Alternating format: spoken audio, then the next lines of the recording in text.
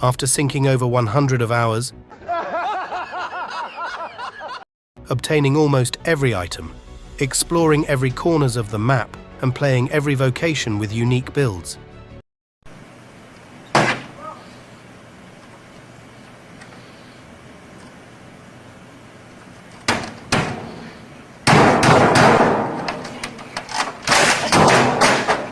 Getting almost every vocations unlocked in the first Arisen game. Oh shit, here we go again. Now, you'll get to do that again, with Dragon's Dogma 2, with its official release date, now has been revealed during Capcom event. The Dragon's Dogma 2 release date has been leaked on Steam even before the Capcom event, and it's set for March 22, 2024. This leak was also confirmed during a recent Capcom showcase, where the game's developer, Hideaki Itsuno, mentioned that the release date would be formally announced during the event. Now that Dragon's Dogma 2 has finally been announced, let's delve into the potential leaks we've received so far regarding the story, classes, co-op gameplay, lore, and pawns. FBI, open up!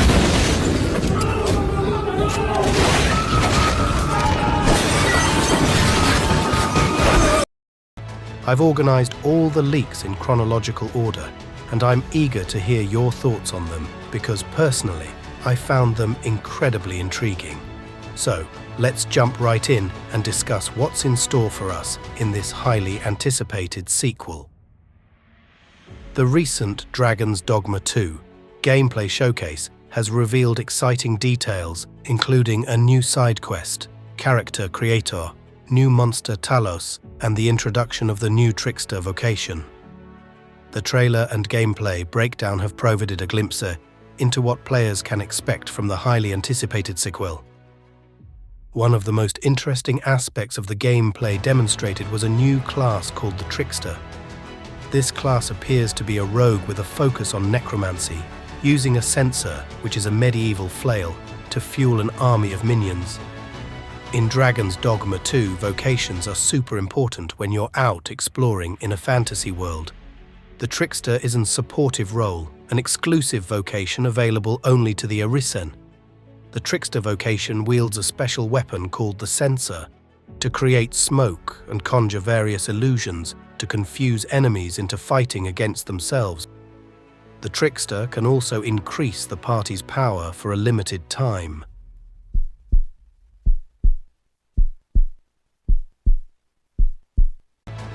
You can create your character, the Arisen, and the main pawn that serves the Arisen. What makes this even more exciting is the use of photogrammetry technology, which adds a touch of realism to the character creation process. This is also another aspect of RPGs that I personally think is taken advantage of in terms of engaging the player. One thing that I don't want is ray tracing. Just get rid of it already, so we can have more than 10 enemies on the screen simultaneously. If it's too much for consoles, fine, they can add it later for PC. I mean, seriously, they're going for this open world with loads of foliage, and I bet it already looks fantastic without it. To provide some context as to why I want ray tracing removed, let's consider possible scenarios of frame drops and the upcoming next-gen DLSS and FSR technology.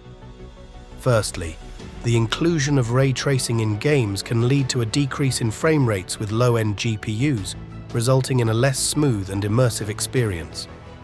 This is a concern that should not be overlooked, as maintaining optimal performance is crucial in delivering a seamless and enjoyable gameplay or visual experience. It is worth noting that DLSS, Deep Learning Supersampling, and FSR, Fidelity FX Super Resolution, cutting-edge advancements offer alternative methods to enhance visual quality and performance without relying heavily on ray tracing. By leveraging artificial intelligence and advanced algorithms, DLSS and FSR can upscale lower resolution images to higher resolutions, effectively reducing the strain on hardware resources and improving overall performance.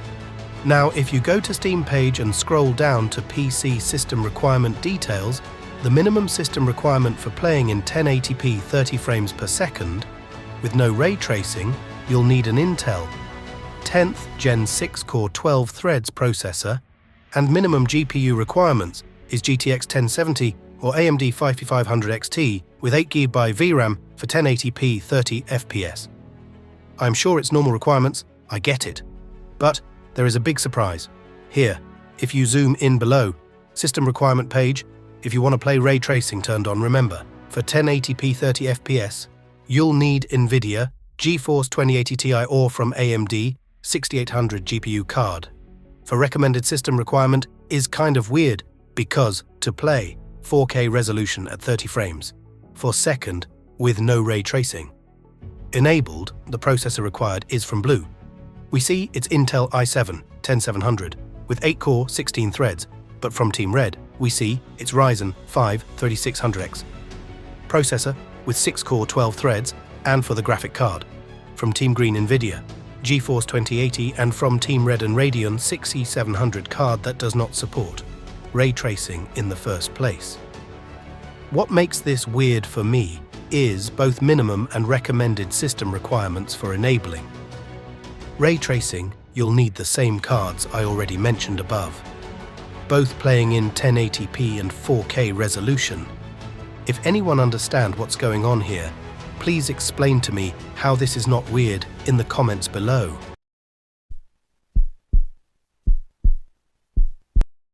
Dragon's Dogma 2 Showcase introduced an exciting addition to the game known as Talos, a magnificent giant creature. Standing tall and imposing, the Talos symbolizes power and strength in the enchanting world of Dragon's Dogma 2. With its massive size and formidable appearance, this enemy promises to add a thrilling dynamic to gameplay, presenting you with intense challenges and epic battles. The meticulously designed details of the Talos, from its intricately crafted armor to its captivating animatronics, further enhance the sense of realism within the game. As you navigate through the fantastical open world of Dragon's Dogma 2, your encounter with this Talos will undoubtedly be a highlight. Whether engaging in combat against this towering foe or simply marveling at its sheer grandeur, the addition of Talos surely adds another layer of excitement to an already highly anticipated sequel. Dragon's Dogma 2. Building on what works. Capcom is going all in, doubling down on Dragon's Dogma 2, emphasizing and enhancing the unique features that set the first game apart. The pawns, integral to the gameplay, maintain their role, but with more noticeable impact on both combat and navigation. Melee combat brings a greater sense of weight and significance, and exploring the seamlessly connected open world feels both rewarding and dangerous. Despite these improvements, they've also added more cool creatures like goblins, cyclops, saurians, harpies, bandits, and sometimes even griffins. Dragon's Dogma 2 is going to be exactly what you're hoping for, and it's going to be a big deal when it comes out. Dragon's Dogma 2 combines hack-and-slash action and traditional RPG systems. It's worth noting that, like the original game, there's no melee lock-on mechanic and no dodge roll, unless it's tied to your vocation. It's a bold choice, and I have a feeling that not everyone will like it, but it does lend a very particular feel to Dragon's Dogma 2's combat. It's much less about split-second reflexes and fierce aggression, and much more about careful positioning, awareness of where enemies are, relying on your pawns for support, and knowledge of how to exploit enemy weaknesses.